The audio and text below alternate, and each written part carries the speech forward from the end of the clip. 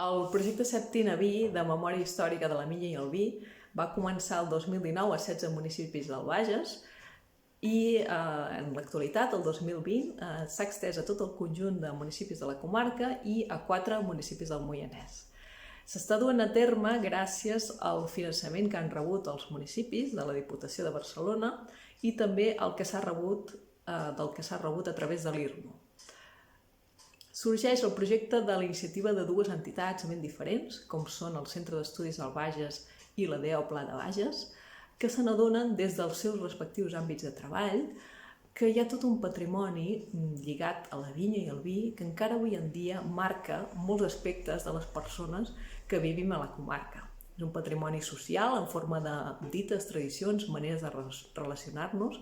però també paisatgístic, el paisatge que tenim de construccions de pedra seca amb petites feixes,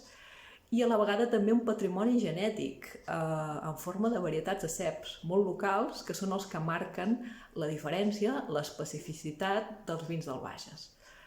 Però a la vegada aquestes dues entitats se n'adonen que cada vegada hi ha menys persones que ens puguin explicar tot això. I aquí és on entra en joc el projecte. Ara de moment estem en la fase de treball de camp, d'entrevistes, i a la vegada estem recollint informació,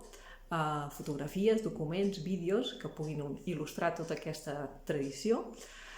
però a la llarga ja us puc avançar que de cara a l'any que ve tot això es concretarà en una exposició itinerant que anirà pels pobles.